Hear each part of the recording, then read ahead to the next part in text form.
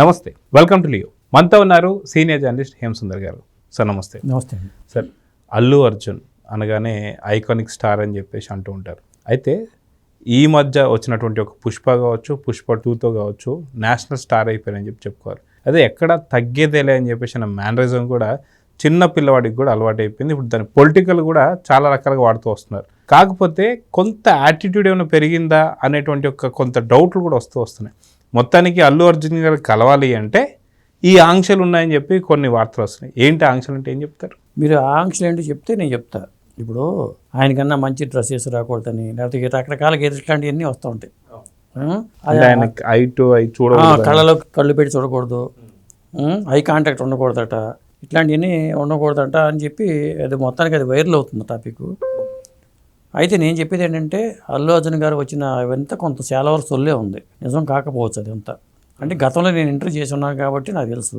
అంటే అప్పట్లో అది లేదేమో, ఇప్పుడు ఆయన ఐకాన్ స్టార్ అయ్యారు కాబట్టి ఉండొచ్చేమో అనేది. అంటే ఒకటి మాత్రం వాస్తవం అండి, గతంలో ఒక పిఆర్ఓ ఉండేవాళ్ళు, ఏలోసీను మీడియాతో సాధారణంగా ఏలోసీని ఏర్పాటు చేస్తూ ఉండేవాళ్ళు.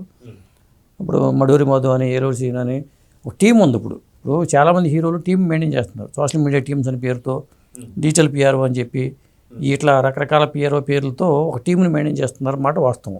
వాడు గీతా సంస్థలోని దీనికి సంబంధించిన ఆఫీసులు తతంగం అంతా ఉంది. అయితే గతంలో నేను చేసినప్పుడు కూడా సంతోష్ సురేష్ నేను కలిపి చేసాం ఒక ఇంటర్వ్యూ. మ్యాగజైన్కి వస్తాను అడిగితే ఎవరికి ఇవ్వట్లేదు ఇంటర్వ్యూలు, గ్రూప్గా ఇచ్చేసి వాయిస్లు అంతా పెట్టుకుని క్వశ్చన్ అడిగితే అలా ఇచ్చారు, కానీ పర్సనల్గా ఇంటర్వ్యూ అడిగితే ఇవ్వలేదు. కానీ మాకైతే ఇచ్చారు పర్సనల్గా. ఆ రూమ్లోకి వెళ్ళటం, అక్కడ ఎదురుబదులు కూర్చొని మాట్లాడతాం. నేను కళ్ళలో కళ్ళు పెట్టి చూసి అడిగా. అప్పుడు ఒక వివాదాస్పద అంశం కూడా అడిగా, ఎందుకంటే ఇంగ్లీష్ మీడియం మీద దీని మీద రకరకాలుగా అప్పుడు ఉన్నాయని చెప్పి అడిగితే అలా వైకుంఠపురంలో సినిమా రిలీజ్కి ముందు జరిగింది. అది ఆ పిఆర్ఓ అన్నాడు, ఆ క్వశ్చన్ వద్దు, ఏలూరు సీనే ఎందుకు, ఏంటి అబద్ధమే ఉంది, అది వద్దు అన్నాడు.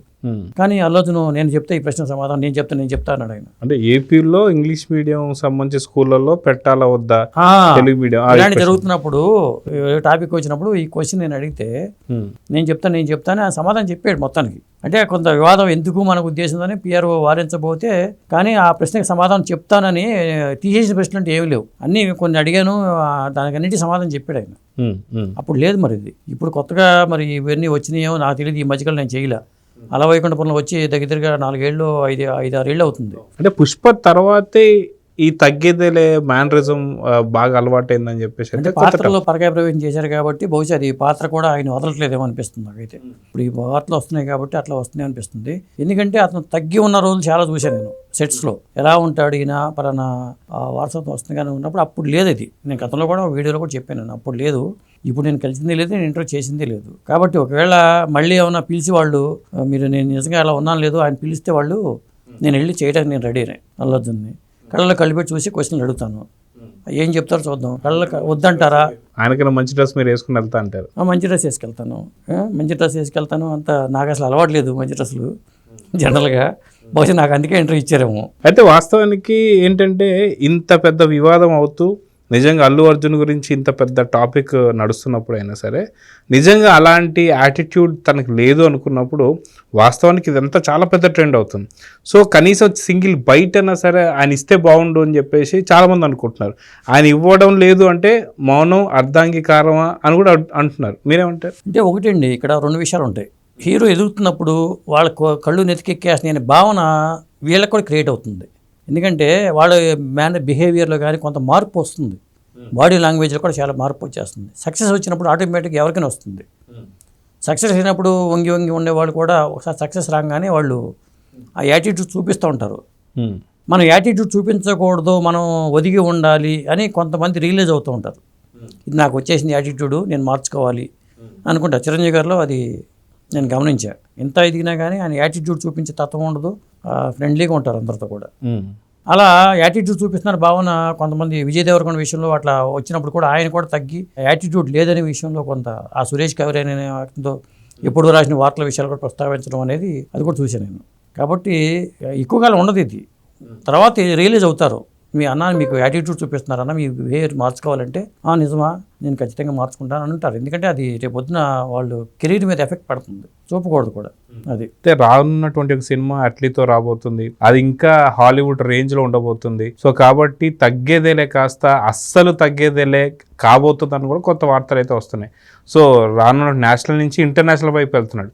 సో మొత్తానికి పుష్ప ఏం చేయబోతున్నాడు అంటే ఏం చెప్తారు? అంటే తగ్గాల్సిన టైం వచ్చినప్పుడు ఎవరైనా తగ్గాల్సిందండి. సినిమా వేరు, జీవితం వేరు. నిజ జీవితంలో మనం అట్లా ఉంటే ఎలా తగ్గించాలో అని జనాలు చూస్తున్నారు. అది కూడా ఉందిగా, సినిమాలు కూడా తిప్పి కొట్టేస్తున్నారు. అది చాలా సినిమాల విషయం నిరూపణ అయింది. కాబట్టి వాళ్ళు ఖచ్చితంగా తగ్గుతున్నారు. హీరోలు అందరూ కూడా చాలా తగ్గే మాట్లాడుతున్నారు.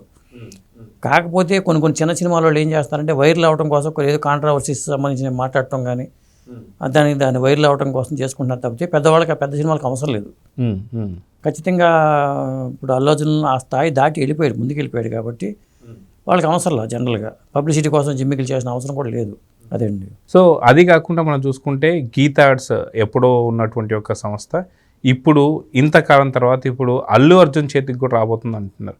సో వాస్తవానికి అటు ఇంకొక అంటే దీన్ని కూడా చూస్తే ఇంకో రకమైనటువంటి ఆలోచన, అంటే మేబీ అన్ని పగ్గాలు నా చేతుల్లో ఉండాలి అనేటువంటి ఒక యాటిట్యూడ్ ఏమన్నా మొదలైందని చెప్పి దాని మీద డిస్కషన్ వస్తుంది. మీరేమంటారు? ఇప్పుడు వ్యాపార నిర్వహణ బాధ్యతల్లో సమర్థుడని అల్లు అర్జున్ గారు భావిస్తే ఆ గీతా ఆర్ట్స్ బాధ్యతలు ఆయన చేతిలో పెట్టుండొచ్చు అరవింద్ గారు.